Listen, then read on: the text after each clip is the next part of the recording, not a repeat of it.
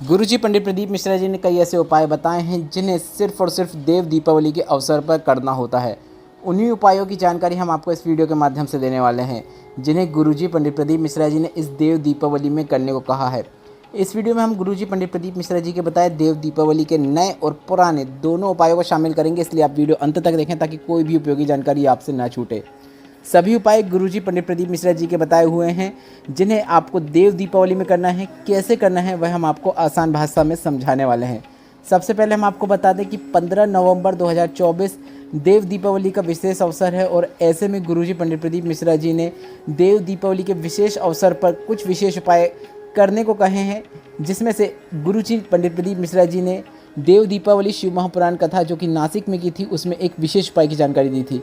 गुरुजी ने कहा जिस घर में 5 दीपक देव दीपावली के दिन प्रज्वलित किए जाते हैं उसके घर पे माता लक्ष्मी प्रवेश कर जाती हैं और वर्ष भर अपना वास करती हैं और उसके घर में कभी भी किसी चीज़ की कमी देखने को नहीं मिलती है। काफ़ी सरल और आसान उपाय है। 5 स्थानों पर आपको 5 दीपक प्रज्वलित करना है। कौन कौन से स्थान हैं अब आप वह भी समझ लीजिए। पहले दीपक आप किसी नदी या तालाब या घाट में प्रज्वलित करें। कार्तिक पूर्णिमा की विशेष तिथि है, देव दीपावली की है। ऐसे में अगर आप किसी नदी या घाट में जाकर दीपक प्रज्वलित कर देते हैं तो ऐसे में आपके घर में पितरों के साथ साथ माता लक्ष्मी और अन्य कई देवी देवताओं का आशीर्वाद आपको प्राप्त होता है। तो आपको पहला दीपक नदी, तालाब या घाट में प्रज्वलित करना है। अगर आपके घर में आसपास नदी, तालाब या घाट नहीं है तो आप अपने घर में पानी के परिंदे के पास यह पहला दीपक प्रज्वलित कर सकते हैं। इसके बाद दूसरा दीपक आपको किसी एक वृक्ष के नीचे प्रज्वलित करना है। कौन कौन से वृक्षों के नीचे कर सकते हैं वह भी सुन लीजिए। बेलपत्र, आंवला, वट वृक्ष मतलब बरगद का पेड़ और पीपल, इनमें से किसी भी एक वृक्ष के नीचे आपको एक दीपक प्रज्वलित करना है। नदी वाले दीपक में भी आपको लंबी बाती और घी का उपयोग करना है। वृक्ष के नीचे वाले दीपक में भी आपको लंबी बाती और घी का उपयोग करना है।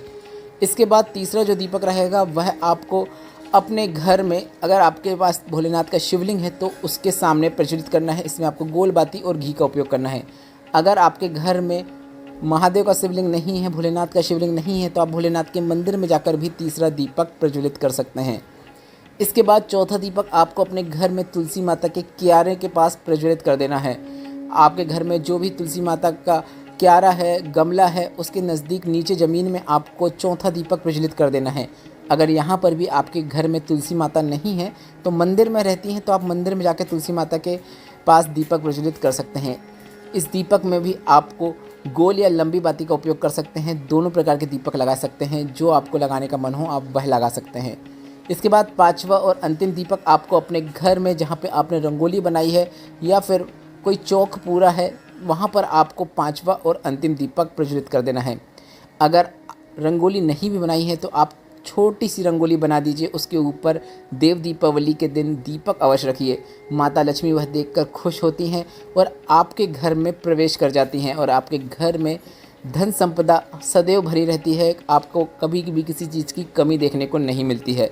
यह उपाय आपको देव दीपावली के अवसर पर करना ही है।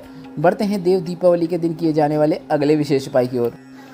पिछले वर्षों की शिव महापुराण कथा में गुरुजी ने देव दीपावली का एक विशेष उपाय बताया है जिसमें आपको 7 पुष्पों का उपयोग करना होता है।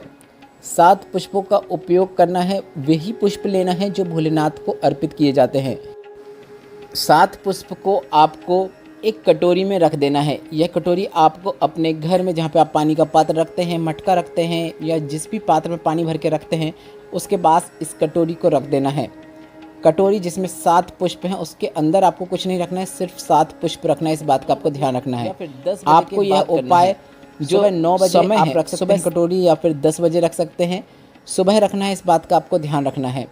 जहाँ पे पुष्प रखा है उसके पास ही आपको 7 घी के दीपक भी प्रज्वलित करना है। वही कटोरी जो पानी के परिंदे के पास रखी है आपने, वहीं पर आपको 7 दीपक प्रज्वलित करना है। दीपकों में आपको लंबी बाती का उपयोग करना है, घी का उपयोग करना है। अब आपको इस बात का ध्यान रखना है कि आपको दीपक जो प्रज्वलित करना है सुबह 9 बजे या 10 बजे के बाद प्रज्वलित करना है, जब आप उस कटोरी को अपने घर में पानी के पात्र के पास रखेंगे। और 1 से 1.5 घंटे तक इंतज़ार कीजिए क्योंकि 1 से 1.5 घंटे में 7 दीपक ठंडे हो जाएंगे। लगभग इतना ही समय लगने वाला है, और अधिक समय लगेगा तो आप वेट कर सकते हैं। इसके बाद 7 पुष्प को लेकर आपको शिवालय पहुंच जाना है। गुरुजी ने अन्य स्थानों की भी जानकारी दी है, वह भी हम आपको बता देते हैं। गुरुजी ने कहा, अगर आपके घर के आसपास शिवालय नहीं है तो आप इन जगहों पर जा सकते हैं। आप या तो शिवालय जा सकते हैं या फिर भोलेनाथ के मंदिर के दरवाजे के पास इन पुष्पों को अर्पित कर सकते हैं, या फिर आप अपने घर के नज़दीक में कोई वृक्ष हो, जैसे बेलपत्र का वृक्ष, आंवले का वृक्ष, वहाँ पर इन पुष्प को अर्पित कर सकते हैं। अगर यह भी नहीं है तो आप किसी पवित्र नदी के तट पर इन सभी पुष्प, जो 7 पुष्प हैं, उन्हें अर्पित कर सकते हैं। अगर यह भी नहीं है तो पीपल के वृक्ष के नीचे आप इन 7 पुष्प को अर्पित कर सकते हैं। पीपल का वृक्ष ना होने पर आप आंवले के वृक्ष के नीचे इन 7 पुष्प को अर्पित कर सकते हैं। बस अर्पित करते समय आपको शिवलिंग पर या जहाँ पर भी अर्पित कर रहे हैं, लक्ष्मी प्राप्ति की कामना करते हुए अर्पित करना है। माता लक्ष्मी या फिर भोलेनाथ का नाम स्मरण करते हुए आप उन पुष्पों को अर्पित कर दीजिए। अर्पित करने के बाद एक पुष्प को आपको महादेव से कुबेर भंडारी का भंडार भरने के लिए निवेदन करते हुए प्राप्त करके वापस ले आना है। जहाँ भी अर्पित करेंगे वहाँ से आपको 7 में से एक पुष्प प्राप्त करके वापस ले आना है। एक पुष्प जो आपने प्राप्त करके अपने घर लाया है, घर आने के बाद उसे किसी भी भगवान की पुस्तिका, चालीसा में आपको वह पुष्प को रख देना है। अगर आरती की है या फिर रामायण है या फिर कोई भी भगवान की धार्मिक पुस्तक है, उसके अंदर आपको उस पुष्प को रख देना है।